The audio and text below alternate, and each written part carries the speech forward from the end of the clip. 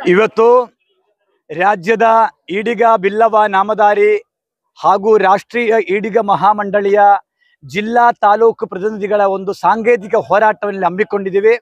ಈ ಹೋರಾಟದ ಉದ್ದೇಶ ಮೊದಲನೇದು, 2 ವರ್ಷದ ಹಿಂದೆ ಸ್ಥಾಪನೆವಾಗಿದ್ದ ಬ್ರಹ್ಮಶ್ರೀ ನಾರಾಯಣ ಗುರು ನಿಗಮಕ್ಕೆ ಸರ್ಕಾರ ಕೂಡಲೇ 500 ಕೋಟಿ ರೂಪಾಯಿಯನ್ನು ಬಿಡುಗಡೆ ಮಾಡಬೇಕು. ಜೊತೆ ಆ ನಿಗಮಕ್ಕೆ ಅಧ್ಯಕ್ಷರುಗಳನ್ನೇ ಮತ್ತು ಪದಾಧಿಕಾರಿಗಳನ್ನೇ ಆಯ್ಕೆ ಮಾಡಬೇಕು. ಎರಡನೇದು, ಈಡಿಗ ಸಮುದಾಯ ST ಮೀಸಲಾತಿಗೆ ಹೋಗಬೇಕು ಅಂತಕ್ಕಂಥದ್ದು ನಮ್ಮ ಹೋರಾಟ. ನಾವಿವತ್ತು 2A ಇದ್ದೇವೆ. 2A ನಾವು 104 ಜಾತಿ ಇದ್ರೂ ಸಹ ನಮಗೆ ಯಾವುದೂ ನ್ಯಾಯವನ್ನು ಸಿಗ್ತಾ ಇಲ್ಲ.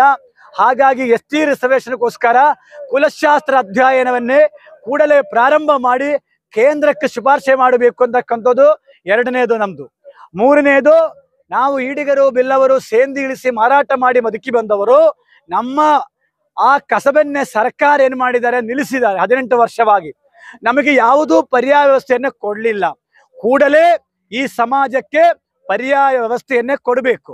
ಮತ್ತು ಈ ಸಮುದಾಯದ ಈ ಬ್ರಹ್ಮಶ್ರೀ ನಾರಾಯಣ ಗುರುಗಳು, ವಿಶ್ವಗುರು ನಾರಾಯಣ ಗುರುಗಳ ಪುತ್ಥಳಿಯನ್ನೇ ಬೆಂಗಳೂರಿನ ರಾಜ್ಯದ ರಾಜಧಾನಿಯಲ್ಲಿ ಮಾಡಬೇಕು ಅಂತಕ್ಕಂಥದ್ದು ಕೂಡ.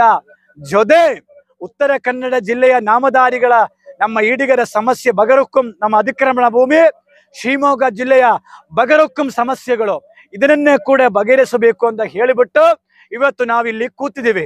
ಮತ್ತು ಬಿಜೆಪಿ ಹಿಂದಿನ ಸರ್ಕಾರ ಇದ್ದಾಗ ನಮ್ಮ ಸಮಾಜಕ್ಕೆ 2 ಮಂತ್ರಿ ಸ್ಥಾನವನ್ನ ಕೊಟ್ಟಿದ್ದರು. ಇವತ್ತು ಕಾಂಗ್ರೆಸ್ ಸರ್ಕಾರ ಬಂದ ಮೇಲೆ ನಮ್ಮ ಸಮಾಜಕ್ಕೆ ಒಂದೇ ಒಂದು ಮಂತ್ರಿ ಸ್ಥಾನ ಕೊಟ್ಟಿದ್ದಾರೆ. ಮತ್ತು ಬಿಜೆಪಿ ಸರ್ಕಾರ ಇದ್ದಾಗ 3 ನಿಗಮಕ್ಕೆ ಅಧ್ಯಕ್ಷರುಗಳು ನಮ್ಮವ್ರನ್ನೇ ಮಾಡಿದರು. MSIL ಹಾಲಪ್ಪನ್ನ ಮಾಡಿದರು, ಮಂಗಳೂರು ಅಭಿವೃದ್ಧಿ ನಿಗಮ ಸುದರ್ಶನ ಮಾಡಿದರು, ಕಿಯೋನಿಕ್ಸ್ಗೆ ಹರಿಕೃಷ್ಣ ಬಂಡವಾಳ ಮಾಡಿದರು. ಈ ಸರ್ಕಾರ ಅದು ಮಾಡುತ್ತಾ ಇಲ್ಲ. ಅದಕ್ಕೆ ನನ್ನ ಆರೋಪ ಇದೆ, ರಾಜ್ಯ ಸರ್ಕಾರ ಈಡಿಗ ಸಮುದಾಯವನ್ನೇ ನಿರ್ಲಕ್ಷ್ಯ ಮಾಡುತ್ತಾ ಇದ್ದಾರೆ.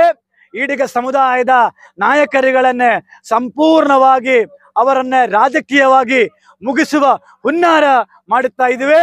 ರಾಜ್ಯದ ಮುಖ್ಯಮಂತ್ರಿಗಳು, ರಾಜ್ಯದ ಉಪಮುಖ್ಯಮಂತ್ರಿಗಳು ಕೂಡ ಸಮುದಾಯಕ್ಕೆ ನ್ಯಾಯ ಕೊಡಲಿಲ್ಲ ಅಂತಂದ್ರೆ ಬಜೆಟ್ ಅಧಿವೇಶನ ಬೆಂಗಳೂರಿನಲ್ಲಿ 50,000ಕ್ಕಿಂತ ಹೆಚ್ಚಿಗೆ ಜನ ಸೇರಿಸಿ ವಿಧಾನಸಭಾ ಮುತ್ತಿಗೆ ಹಾಕುವ ಕೆಲಸ ನಾವು ಮಾಡುತ್ತೀವಿ ಅಂತಕ್ಕಂಥದ್ದು ಇವತ್ತಿನ ಈ ಬೇಡಿಕೆ.